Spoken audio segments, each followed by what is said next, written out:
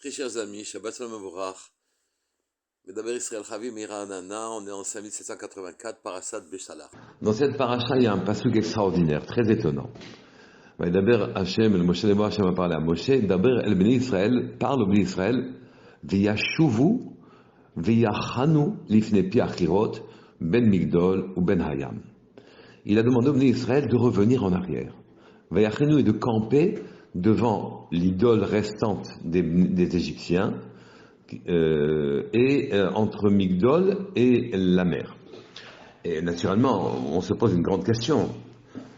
Pour quelle raison fallait-il faire marche arrière? On venait de quitter l'Égypte, de sortir de l'esclavage.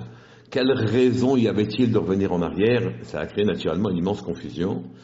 Nous savons déjà la suite, c'est-à-dire que les Égyptiens vont croire que les Bnei Israël s'étaient égarés dans le désert, et puisqu'ils croient qu'ils sont égarés dans le désert, ils vont venir essayer de les reprendre sous leur tutelle. Ils sortiront avec une grande armée.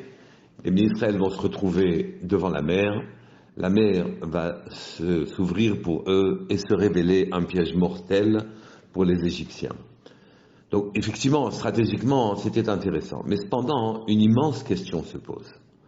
Pour quelle raison Akadosh Baruch Hu a décidé d'imposer cette détresse au peuple d'Israël? Il peut guider le monde comme il veut, se débarrasser des Égyptiens de la façon dont il souhaite. Pour quelle raison cette détresse? C'est-à-dire que ici, Moshe Rabbeinu devait donner l'ordre de revenir en arrière et donc créer une immense confusion et une immense détresse quand on s'est retrouvé devant la mer, puisqu'on a pris du retard vis-à-vis de notre sortie d'Égypte, concernant notre sortie d'Égypte. On a fait croire aux Égyptiens que s'était égaré. Les Égyptiens vont nous poursuivre. Et devant la mer qui ne s'ouvrait pas encore, les Bnei Israël a dit, mais est-ce qu'il manquait de tombeaux en Égypte que tu nous aies mis dans cette situation-là? Et